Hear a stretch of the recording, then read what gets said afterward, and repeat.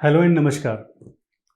विश्व का सबसे बड़ा लोकतंत्र भारत अभी निर्वाचन के दौर से गुजर रहा है। लोकसभा 2024 का चुनाव आने वाला है।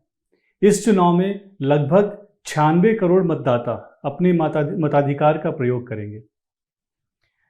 लोकतंत्र के इस पर्व पर हमें ये जानना बहुत ज़रूरी हो जाता है कि लोकतंत्र होता क्या है, लोकतंत्र का अर्थ क्या है और भारत में लोकतंत्र की पहले स्थिति क्या थी, अभी स्थिति क्या है और भविष्य में भारत की लोकतंत्र की स्थिति क्या रहने वाली है।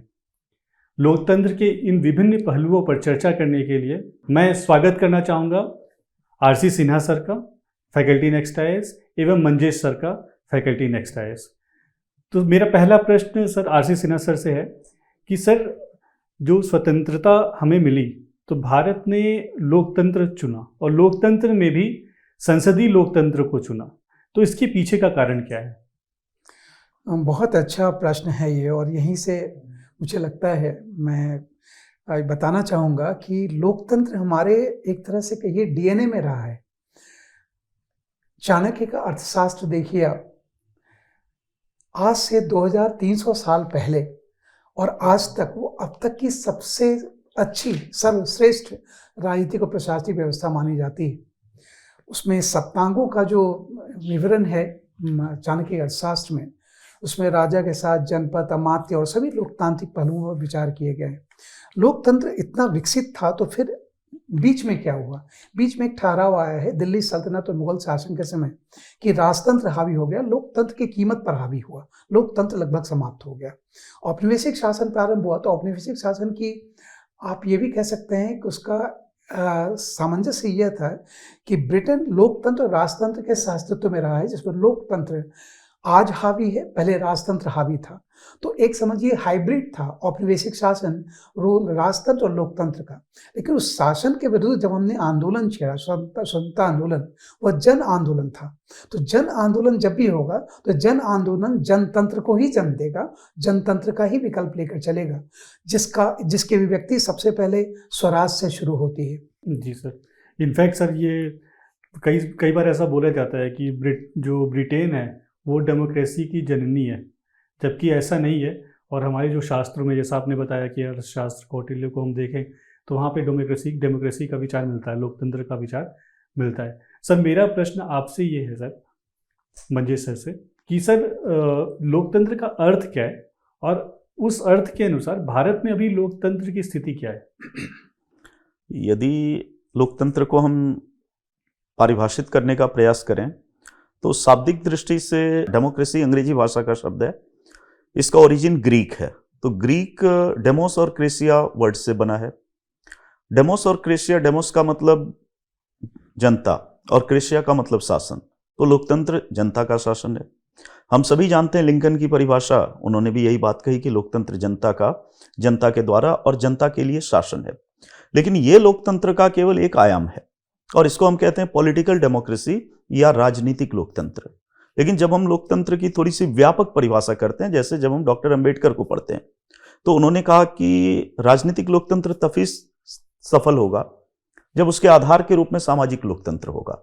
सामाजिक लोकतंत्र का मतलब है कि लोकतांत्रिक समानता का आदर्श, न्याय का आदर्श, ये समाज के स्तर पर भी जाए, लिंग भेद ना हो, जाति भेद ना हो, अस्पृश्यता ना हो। तो डेमोक्रेसी का मतलब फिर एक सोशल हार्मनी भी होता है, इक्वलिटी भी होती है।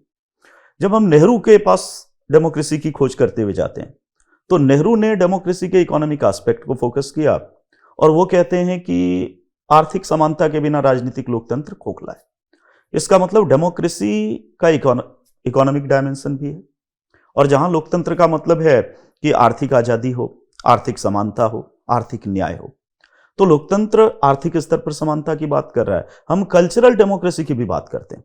कल्चरल डेमोक्रेसी का मतलब है कि हमारी सोच लोकतांत्रिक हो, हमारी जीवन पद्धति लोकतांत्रिक हो। कहने का मतलब है कि लोकतंत्र की बात जब हम करते हैं तो सहिष्णुता उसका एक तत्व है, विरोधी के विचारों का आदर करना उसका तत्व है। तो अगर मैं एक निष्कर्ष के रूप में कहना चाहूं तो सीमित रूप में लोकतंत्र एक राजनीतिक पद्धति है जिसमें बहुमत शासन, जिसमें चुनाव, कॉम्पिटिटिव पार्टी सिस्टम, ये सारी चीजें आएंगी, इंस्टीट्यूशंस एंड प्रोसीजर्स, लोकतंत्र की संस्थाएं और प्रक्रियाएं आएंगी। लेकिन व्यापक रूप में जब हम लोकतंत्र की बात करें तो लोकतंत्र का मतलब है सामाजिक न्याय, लोकतंत्र का मतलब है आर्थिक न्याय, लोकतंत्र का मतलब है समानता। अगर भारतीय लोकतंत्र को मैं इस लिहाज से देखना चाहूं तो हम कह सकते हैं कि राजनीतिक दृष्टि से हम काफी सफल लोकतंत्र हैं।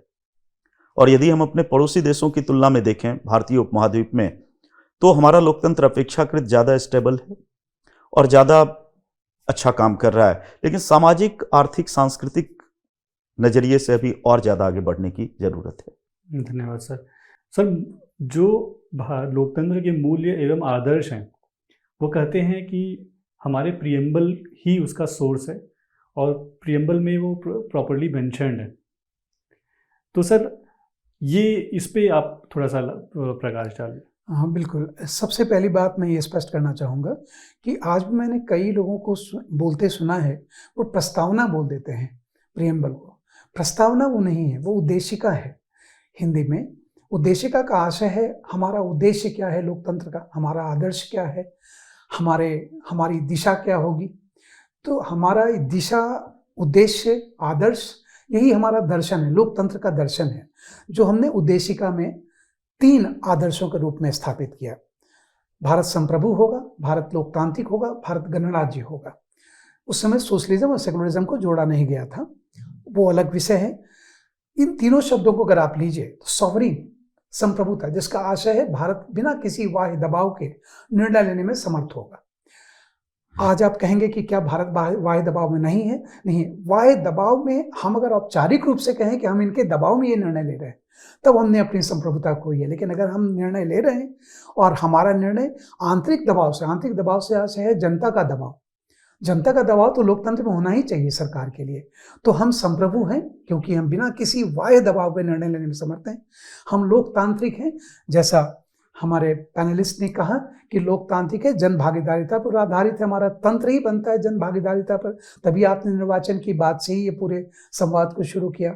और तीसरा है गणतंत्र, जिसका आशय है कोई भी संवैधानिक पद वंशानुगत नहीं होगा, वो या तो नियुक्त होगा या निर्वाचित होगा। ये तीनों आदर्श लेकर के हम चले हैं और इन तीनों आदर्शों के आधार पर हमने अपनी दिशा तय की है और दिशा से दशा तय होती है। लेकिन दिशा और दशा में लगातार अंतर आते रहते हैं। सर, जो भारतीय लोकतंत्र की दशा एवं दिशा तय की जाती है वो निर्वाचन से होती है। बिल्कुल। और इसके लिए भारत में एक आरपीए एक्ट है, रिप्रेजेंटेशन ऑफ पीपल एक्ट है 1951। जी। तो ये आरपीए एक्ट कैसे भारतीय निर्वाचन की दशा, लोकतंत्र की दशा एवं दिशा तय कर रहा है और इसका इम्पैक्ट क्या रहा है? सबसे पहली बात मैं बताऊं आपको कि 1952 में पहला चुनाव हुआ, तो कई लोगों से बातचीत करते हुए मैं जानना चाहता हूं कि 1951 में तो संसद थी नहीं, तो ये आरपी एक्ट 1951 बना कैसे? तो उनको ये स्पष्ट होना चाहिए कि आर्टिकल 379 के अंतर्गत संविधान सभा को यह शक्ति, संविधान सभा को ही 26 जनवरी 1950 से संविधान लागू होने के साथ साथ संविधान सभा को एक प्रोविंशियल पार्लियामेंट में बदल दिया गया, जिस प्रोविंशियल पार्लियामेंट ने आरपी एक्ट 1951 बनाया। क्योंकि 1952 के चुनाव के लिए आखिर हमारे पास प्रतिनिधित्व, रिप्रेजेंटेशन एक्ट तो होना चाहिए था ना, तो इसलिए 1951 में बनाया गया। और आरपी एक्ट में बहुत सारे प्रावधान हैं, मैं चाहूँगा आपके विषय वस्तु के अनुसार मैं उत्तर दूं इसका। आरपी एक्ट में जो सारे प्रावधान हैं उसमें सबसे महत्वपूर्ण, जिससे आप कहिए कि डेस्टिनी तय हो गई भारतीय लोकतंत्र की, वो है RP act section 8 clause 3 and clause 4। Section 8 clause 3 कहता है कि यदि किसी व्यक्ति को किसी भी न्यायालय के द्वारा आपराधिक मामले में 2 साल या उससे अधिक की सजा हुई है, तो वह व्यक्ति 6 साल के लिए तो अनिवार्य रूप से निर्वाचन से बाहर होगा, और उसके साथ साथ जो उसको सजा मिली है, मान लीजिए 10 साल की सजा है, तो कुल मिलाकर 16 साल के लिए वो बाहर हो जाएगा। तो ये आरपी एक्ट सेक्शन 8 क्लॉज 3 में था। लेकिन 1951 में ही ये विचार किया गया नेहरू सरकार के द्वारा, जो उसमें अंतरिम सरकार थी, कि जिनको सजा मिले उसे ऊपरी न्यायालय का दरवाजा दस्तक देने का अधिकार होना चाहिए, जिसको हम नेशनल जस्टिस कहते हैं, कि अंतिम निर्णय के पहले आपको अवसर दिया जाए। उसमें सेक्शन 8 क्लॉज 4 कहता है कि यदि ऐसा कोई व्यक्ति जिसे सजा मिली है, वह अगर ऊपरी न्यायालय में 3 महीने के अंदर याचिका दायर करता है, अपील करते हैं, और वो विचार ले लिया जाता है न्यायालय के द्वारा, तो वह व्यक्ति निर्वाचन प्रक्रिया में तब तक बना रहेगा जब तक अंतिम निर्णय ना हो।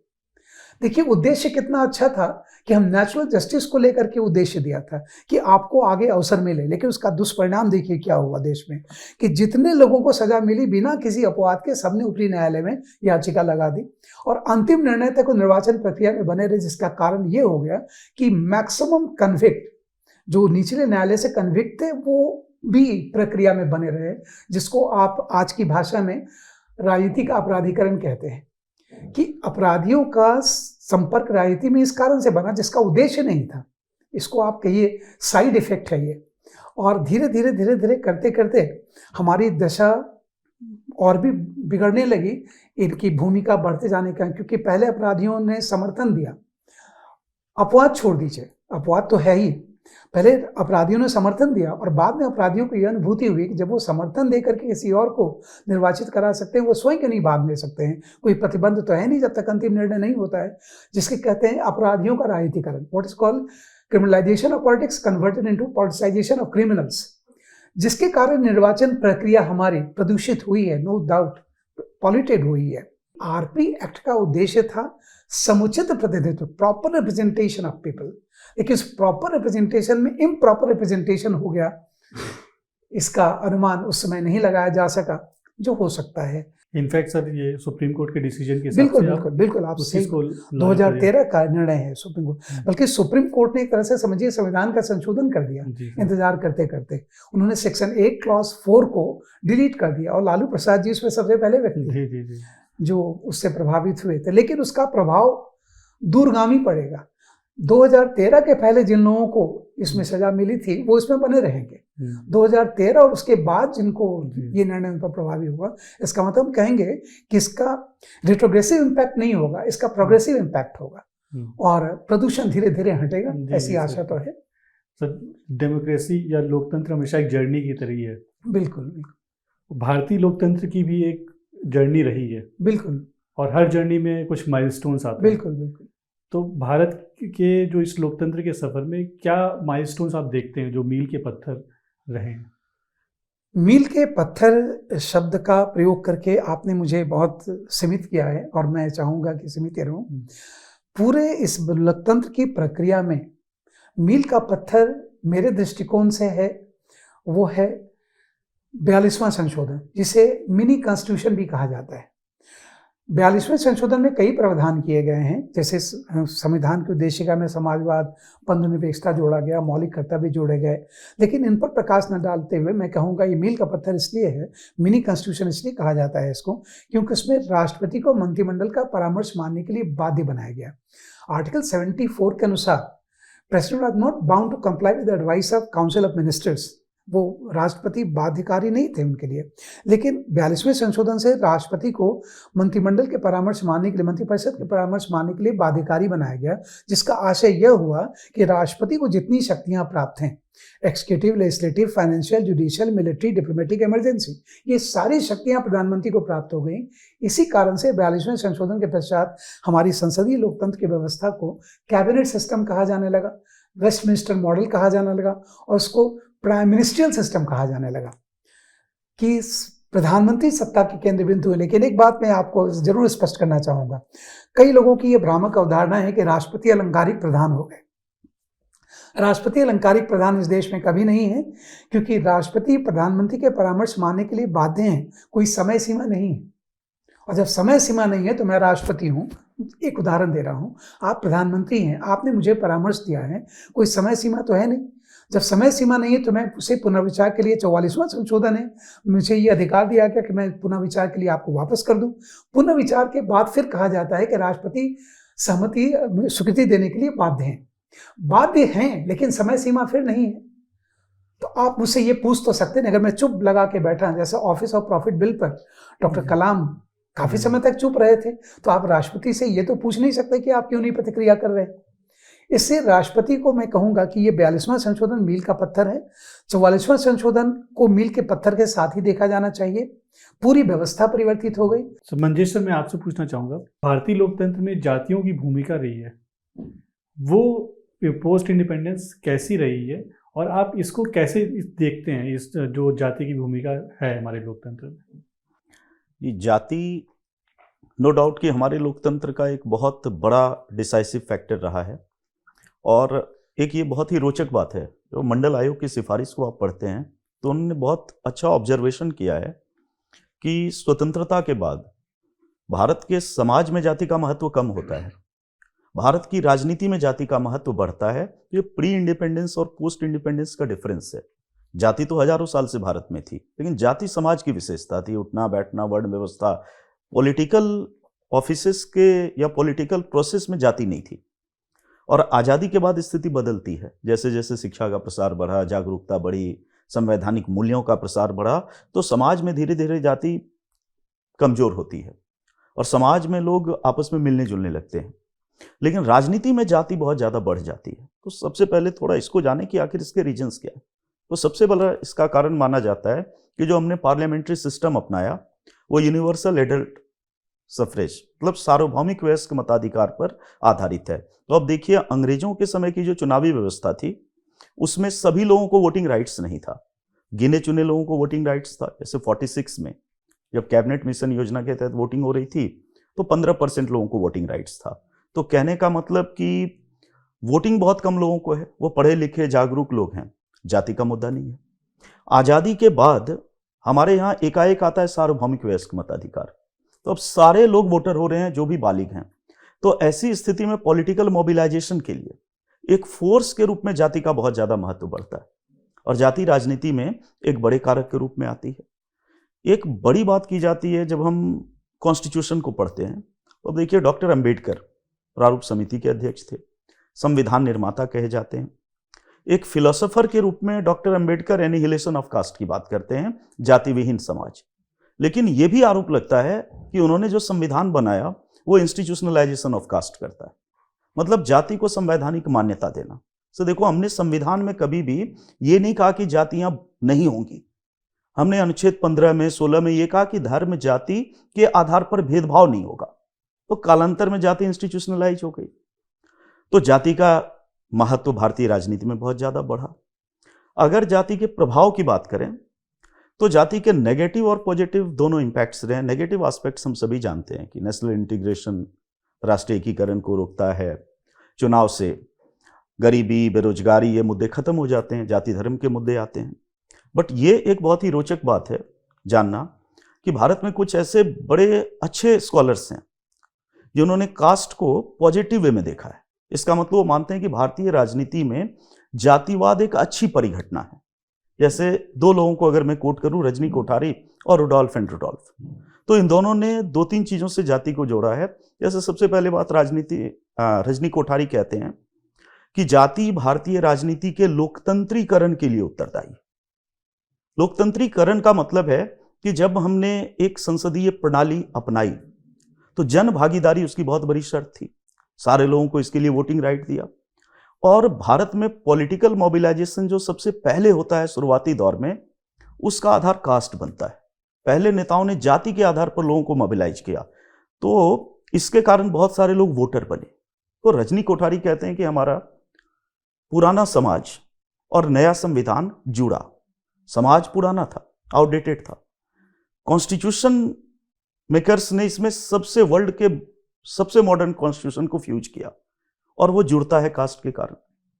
तो जाति डेमोक्रेटाइजेशन का फैक्टर बनी। जाति सोशल जस्टिस का भी धीरे धीरे एक माध्यम बनने लगी कि जाति के आधार पर लोग जुड़े। जाति के आधार पर पदों के वितरण की बात की गई, तो जाति के दोनों आयाम भारतीय राजनीति में देखे जा सकते हैं। लेकिन आज के संदर्भ में यदि हम देखें तो कुल मिलाकर जाति की भूमिका बहुत सकारात्मक हमारी राजनीति में नहीं दिखती है। जातीय जनगणना और ऐसे मुद्दे अब राजनीतिक मुद्दे बन चुके हैं। जी सर, इनफैक्ट मैं एक पॉइंट ऐड करना चाहूँगा इसमें।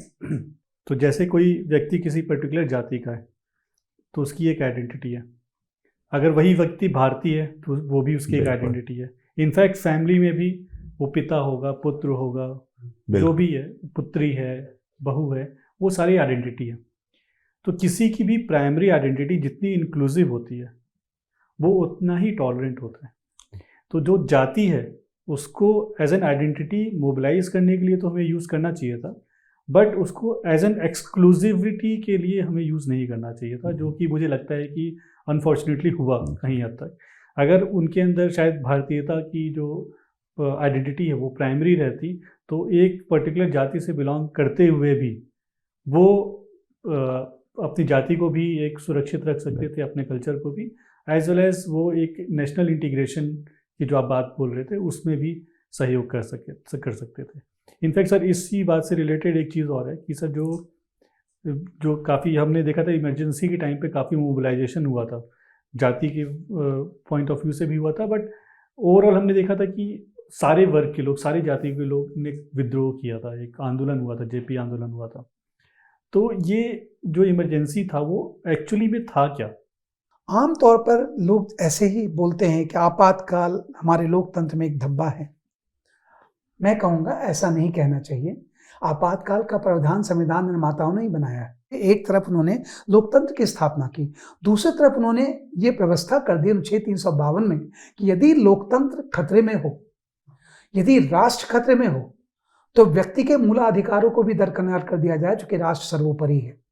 इसलिए उस समय जो आपातकाल लगाया गया था, सत्तारूढ़ सरकार का नेतृत्व श्रीमती गांधी के हाथ में था।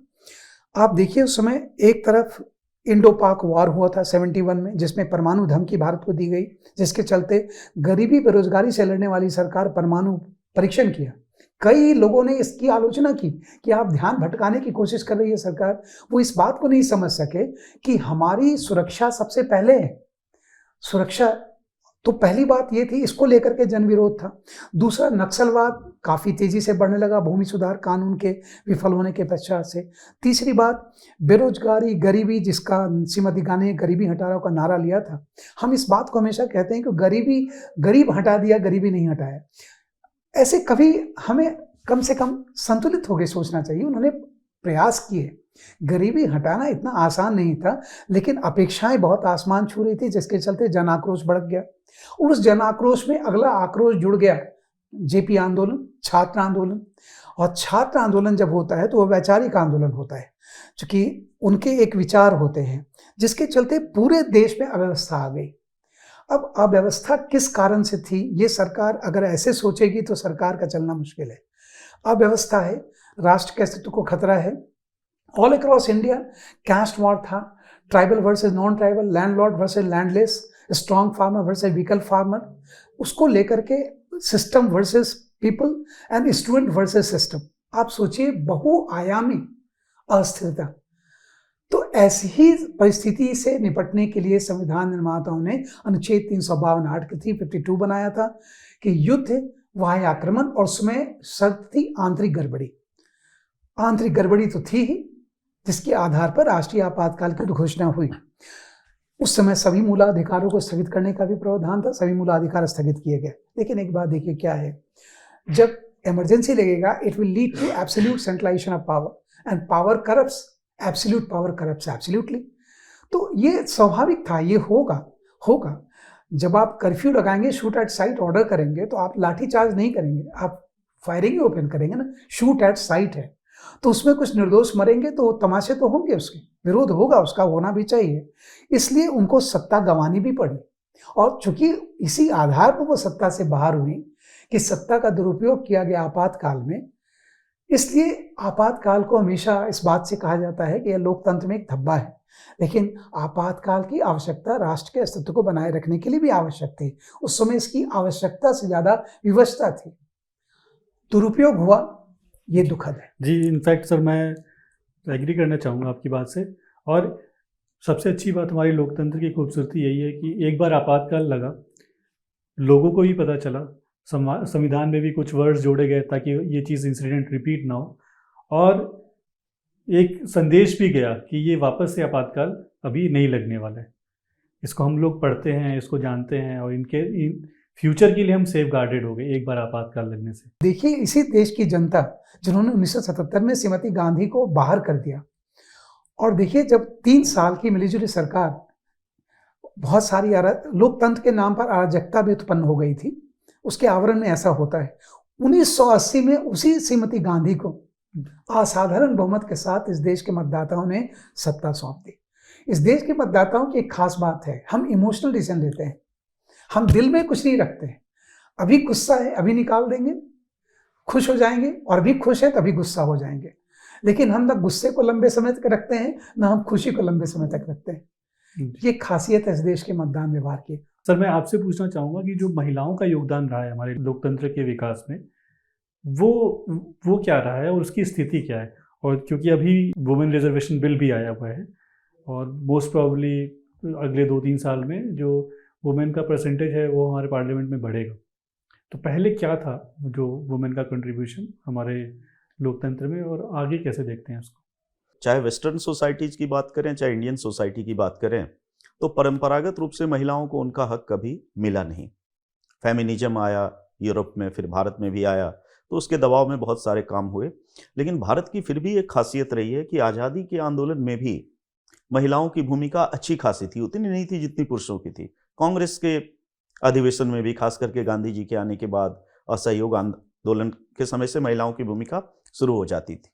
यहाँ तक कि सेकेंड फेज का जो अपना रिवॉल्यूशनरी मूवमेंट है, क्रांतिकारी आंदोलन, खास करके अगर हम सूर्य सेन की बात करें, तो वहाँ महिलाओं की भूमिका काफ़ी थी। और आज़ादी के बाद तो ऑफकोर्स महिलाओं की भूमिका धीरे धीरे हमारी राजनीति में बढ़ती रही। और ऑफकोर्स 73वें और 74वें संशोधन को इसका एक बड़ा लैंडमार्क माना जाएगा, जब पंचायतों में और नगर पालिकाओं में हम लोगों ने कम से कम 1/3, कोई राज्य सरकार ज़्यादा चाहे तो कर सकती है, कम से कम 1/3 सीटें महिलाओं के लिए आरक्षित कर दी। तो पहली बार ऐसा हुआ कि बिल्कुल लोकल लेवल पर, जिसको कहते हैं ग्रास रूट्स डेमोक्रेसी, आधारभूत स्तर पर, वहाँ हमारी महिलाएं घरों से निकल कर आती हैं।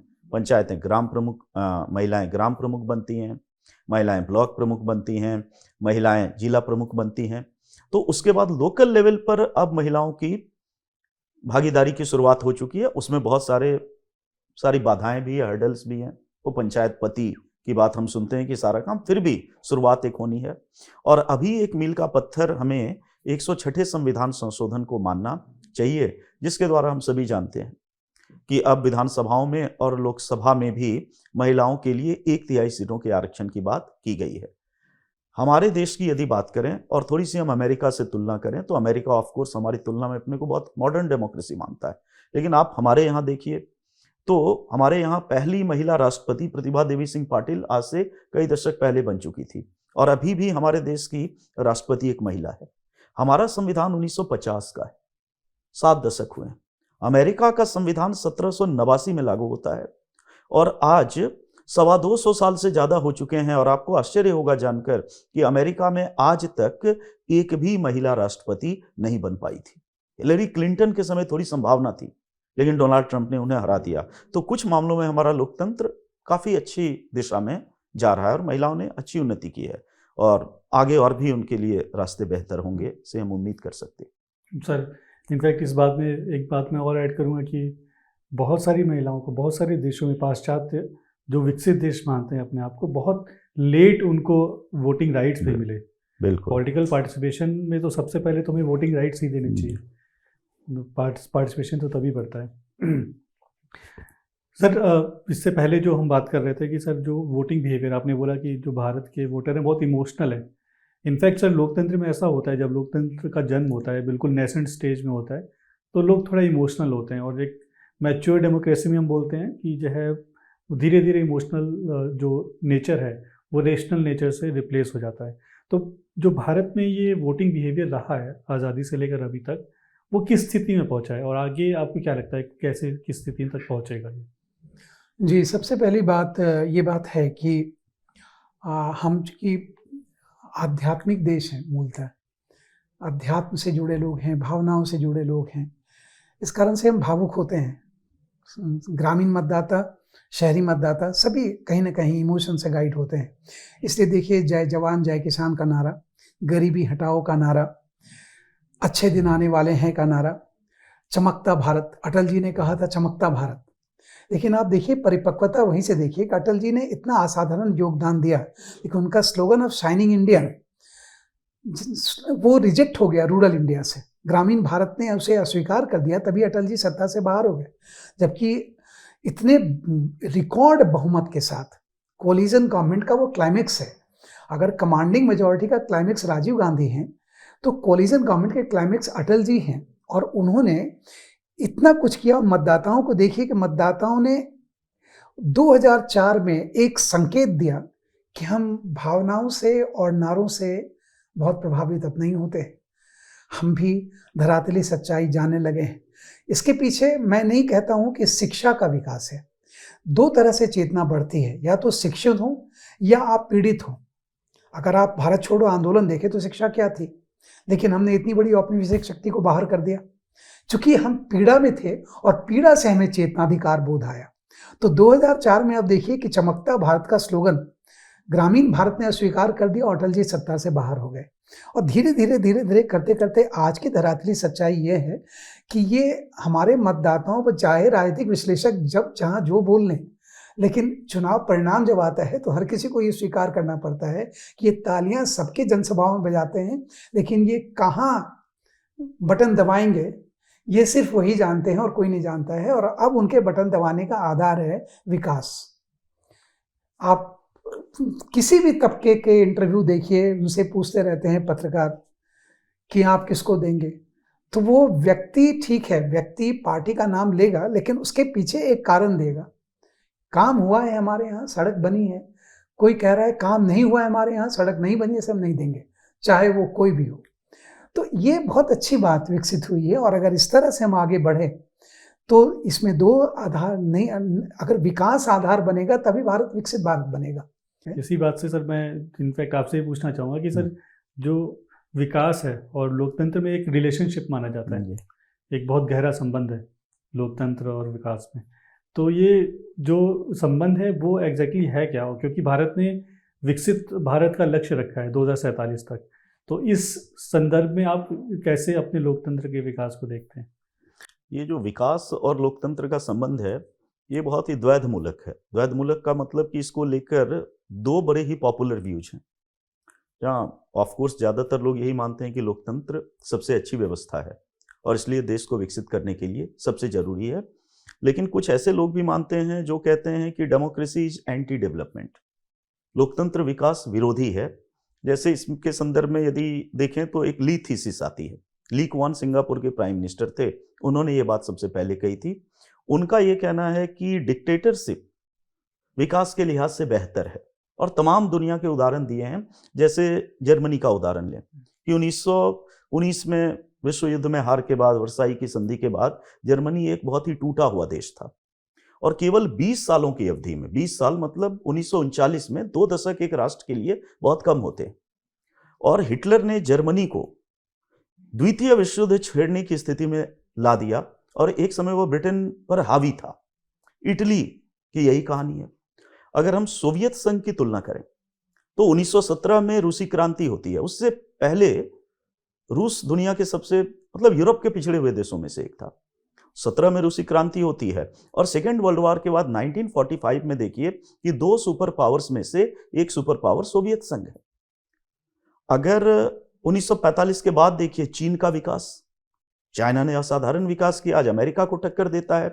तो ये कुछ उदाहरण ये दिखाने के लिए लाए जाते हैं कि डेमोक्रेसी की तुलना में विकास ज्यादा होगा डिक्टेटरशिप में, कारण कि उसमें अनुशासन है। उसमें जो लक्ष्य तय किए जाएंगे वो लक्ष्य निर्णायक तरीके से प्राप्त कर लिए जाएंगे। इसकी तुलना में डेमोक्रेटिक स्टेट्स को देखिए। अमेरिका 1776 में आजाद हो जाता है, और उसके बाद 1945 में वह प्रथम श्रेणी की शक्ति बन पाता है। एक लंबा टाइम उसने लिया। ब्रिटेन कभी गुलाम हुआ नहीं आधुनिक युग में, और उसने भी लंबा टाइम लिया। उसके बाद वो सुपर पावर बनता है। उसमें कोलोनियलिज्म, कोलोनियल एक्सप्लॉयटेशन की बड़ी भूमिका रही। तो एक व्यू तो ये कहता है कि डेमोक्रेसी इज एंटी डेवलपमेंट, लेकिन फिर देखिए इस व्यू की खामी ये है कि ये डेवलपमेंट को इकोनॉमिक ग्रोथ के संदर्भ में केवल देखता है कि हमारी अर्थव्यवस्था की उन्नति कितनी हुई, पर कैपिटा क्या इनकम रहा, मिलिट्री के फील्ड में हम कितना आगे बढ़े, टेक्नोलॉजी के फील्ड में काफ़ी आगे बढ़े। लेकिन जो शुरू में हमने डिबेट को शुरू किया था कि डेमोक्रेसी का एक सोशल एस्पेक्ट होता है, वो है इक्वलिटी। डेमोक्रेसी का एक कल्चरल एस्पेक्ट होता है, वो है टॉलरेंस। डेमोक्रेसी का एक इकोनॉमिक एस्पेक्ट होता है, वो इकोनॉमिक जस्टिस। अब ये सारे आयाम एक डिक्टेटरशिप में मिस करते हैं। तो उस लिहाज से यदि देखें तो डेमोक्रेसी में ही डेवलपमेंट होगा। आर्थिक वृद्धि थोड़ी कम होगी, लेकिन समानता सबसे ज़्यादा लोकतंत्र में है, न्याय सबसे ज़्यादा लोकतंत्र में है, स्वतंत्रता सबसे ज़्यादा लोकतंत्र में। इनफैक्ट अमर्त्य सेन का सारा एनालिसिस ही ये कहता है कि डेमोक्रेसी ही फ्रीडम की ओर हमें ले जाएगा। तो अब इस लिहाज से यदि मैं भारतीय लोकतंत्र की बात करूं तो हम कह सकते हैं कि हमारा भारत का लोकतंत्र, ठीक है, आर्थिक वृद्धि उस रूप में शायद अभी तक सुनिश्चित नहीं कर पाया, यद्यपि उस रूप में भी अब हम बहुत तेजी से आगे बढ़ रहे हैं, बट लंबे समय तक हमारा, जिसको हम हिंदू रेट ऑफ ग्रोथ कहते हैं, 4% के अराउंड रहता था। चाइना से जब तुलना की जाती थी तो हम बहुत पिछड़े हुए थे, तो अब उस मिथक को भी हमने तोड़ा है। लेकिन भारतीय लोकतंत्र की सबसे बड़ी उपलब्धि सामाजिक मोर्चे पे, भारतीय लोकतंत्र की सबसे बड़ी उपलब्धि आर्थिक मोर्चे पर है। भारत दुनिया का सबसे बड़ा बहुलवादी समाज है।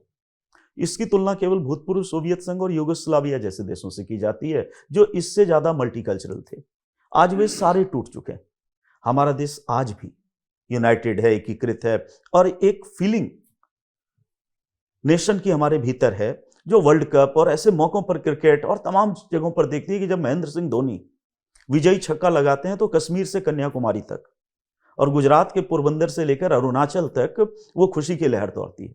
तो ये भारतीय लोकतंत्र की बहुत बड़ी सफलता है और मैं इसका भविष्य बहुत उज्जवल देखता हूँ। सर, जो अभी तक की चर्चा हुई है और जो हम भारत में अभी लोकतंत्र की स्थिति देख रहे हैं, तो सर आप कैसे देखते हैं कि अगले 20 वर्षों में भारत में लोकतंत्र की स्थिति क्या होने वाली है? मैं एक नागरिक और संवेदनशील नागरिक मैं अवश्य कहना चाहूँगा, होने के नाते एक ही बात कहूँगा मैं कि गुरुदेव रविन्द्रनाथ टैगोर हमेशा कहा करते थे कि राजनीतिक स्वतंत्रता अगर विलंब भी हो जाती है तो हो जाने दो। इसलिए गांधी उनको गुरुदेव कहा करते थे। वो कहते थे कि पॉलिटिकल फ्रीडम अगर डिले हो जाता है हो जाने दो, ज़्यादा इंपॉर्टेंट है इकोनॉमिक फ्रीडम। अदरवाइज आप 15 अगस्त 26 जनवरी को जो मजदूर काम कर रहे हैं वो काम कर रहे हैं, उनको जाकर के अगर आप बोलिए कि आज स्वतंत्रता दिवस का 75वां है या 50वां बोल दीजिए, वो एक बार पलट के भी आपको नहीं देखेंगे। तो उनके लिए आज स्वतंत्रता का कोई आशय नहीं है जब तक वो आर्थिक रूप से स्वतंत्र नहीं है। एक बात। दूसरी बात, मैं जो देखता हूँ, मैं एक बात कहना चाहूँगा कि विकसित भारत लक्ष्य बहुत है, बहुत बढ़िया लक्ष्य है, होना ही चाहिए, लेकिन इसके लिए सबसे पहले देखना पड़ेगा फार्म सेक्टर को। 80% ग्रामीण जनसंख्या कृषि पर आधारित है और कृषि अनिश्चितताओं पर आज भी टिका है। कृषि में अधिक उत्पादन हुआ तो किसान लूट के भाव बेचता है, कम उत्पादन हुआ तो उसकी लागत नहीं वसूल होती है। तो किसान, जब तक किसान इसका हिस्सेदार, आर्थिक स्वतंत्रता का आधार नहीं बनेगा, वो कैसे बने? मैं एक लाइन में कहना चाहूँगा कि किसान, आलू उगाने वाला किसान एक साइकिल खरीदने में सोचता है, लेकिन आलू चिप्स बनाने वाला कंपनी मर्सिडीज बेंच और BMW में चल रहा है। क्यों?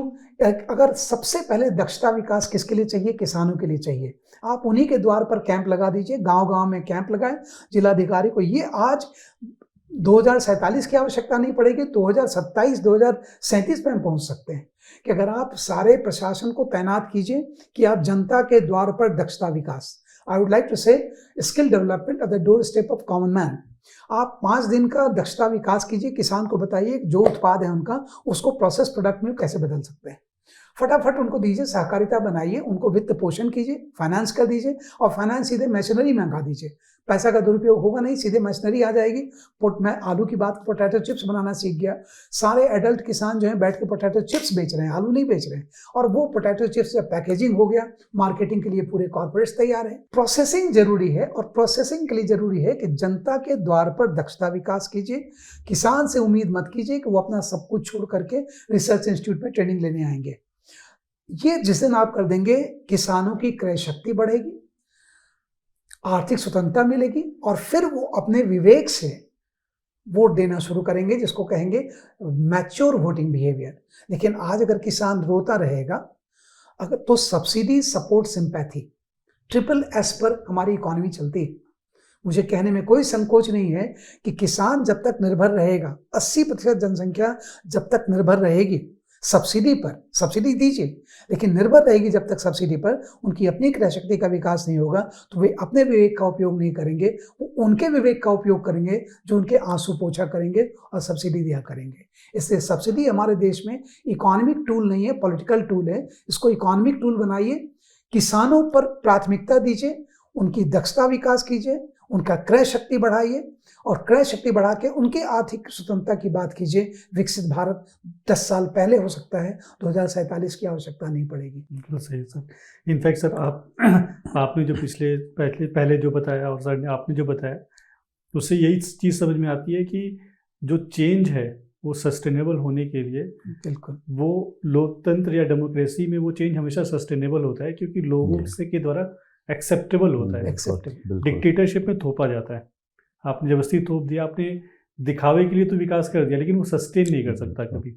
द मोमेंट डिक्टेटरशिप जाएगी वो बैक टू अपने प्रीवियस सिचुएशन में चला जाएगा। सर ये एक लास्ट मेरा सवाल और है सर, कि जो हमारा प्रोग्राम देखने वाले बहुत सारे ऐसे सिविल सर्विसेज के विद्यार्थी हैं, तो इस जो ये टॉपिक है, इससे क्या क्या चीज़ें वो अपने जो इम्पोर्टेंट टॉपिक्स हैं वो अपने पढ़ाई के लिए निकाल सकते हैं, किस पर्सपेक्टिव में इम्पोर्टेंट क्वेश्चंस जो है वो देख सकते हैं टॉपिक से? ये जो डेमोक्रेसी टॉपिक है ये जनरल स्टडीज के लिए तो इम्पोर्टेंट है ही, उसके साथ साथ ऐसे के लिए मुझे लगता है बहुत ज़्यादा इम्पोर्टेंट है। और अगर आप लास्ट 20 ईयर्स के ऐसे पेपर को देखें तो हर 3-4 साल में इस पर एक बार ऐसे आता है।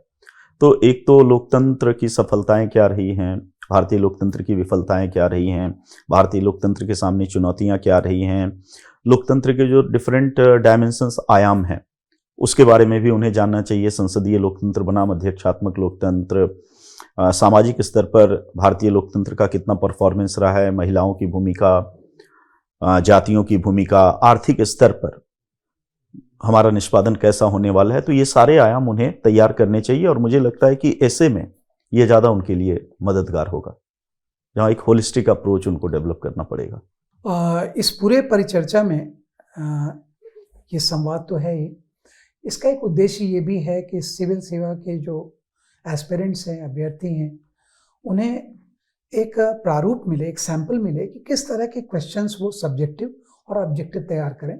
एक प्रश्न देता हूँ सब्जेक्टिव, जैसे मान लीजिए एक प्रश्न ऐसा हो कि क्या भारतीय संसदीय लोकतंत्र में राष्ट्रपति को मात्र अल्पकालिक प्रधान कहना तर्कसंगत होगा?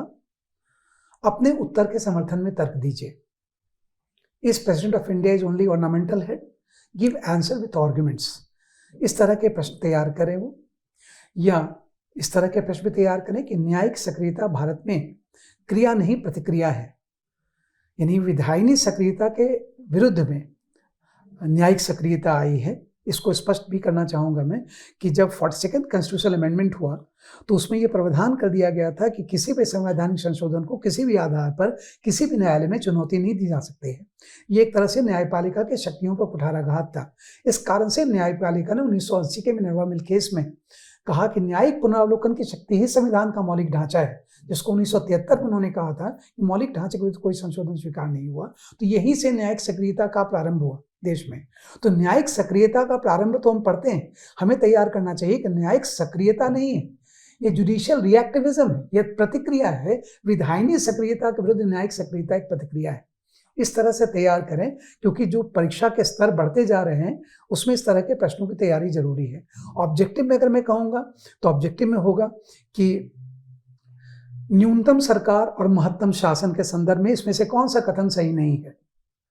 What is that? Which one of the following statement is true or not true with reference to minimum government and maximum governance? 1, 2, 3, 4 only। और ये तैयार रहे हैं अब कि only 1 correct, only 2 correct। अब तो यूपीएससी ऑप्शन ही नहीं देती है। That means आप ये जाने कि आप क्या जानते हैं और आप क्या नहीं जानते हैं। आप दोनों एकदम स्पष्ट रखें, कोई कंफ्यूजन नहीं।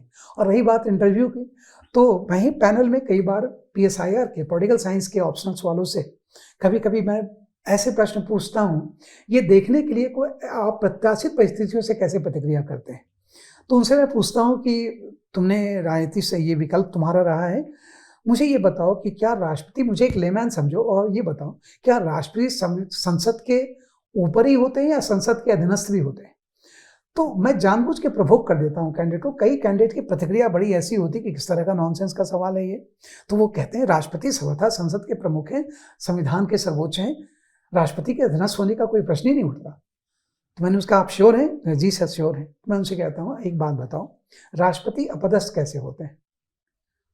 उनके विरुद्ध महाभियोग की प्रक्रिया कौन लाता है? संसद लाएगी। तो क्या अगर राष्ट्रपति सर्वथा संसद से ऊपर है तो क्या कोई अपनी ऊपरी संस्था को निचली संस्था पदस्थ कर सकती है? ये बताओ, क्या एक दरोगा एसपी को डिसमिस कर देगा? तो वो चौंकता है, फिर उसको बताना पड़ता है कि देखो ये इंटरव्यू है, यहाँ तुम्हारा ज्ञान की परीक्षा नहीं है, यहाँ तुम्हारी सूझबूझ की परीक्षा है। ये बताया करो कि राष्ट्रपति के संवैधानिक स्थिति निरंतर बदलती रहती है। जब वो संसद द्वारा पारित विधेयक पर स्वीकृति प्रदान करते हैं तो संसद के प्रधान हैं, और जब संसद के द्वारा पच्चित किए जाने वाले हैं तो संसद के अधीनस्थ हो जाते हैं। इसलिए संसद के दोनों सदनों के अधिकार होता है कि राष्ट्रपति को व्यक्तिगत रूप से भी वो बुला सकते हैं कि वो अपने पक्ष में या अपने प्रतिनिधि के माध्यम से अपने ऊपर आरोपों का वो क्या करें, खंडन करें या स्पष्टीकरण करें। तो व्हाट आई मीन टू से, मेरा कहने का उद्देश्य है आपसे कि सारा संवाद, उनका उद्देश्य तो है कि परीक्षा की तैयारी में इसको कैसे उपयोग करें।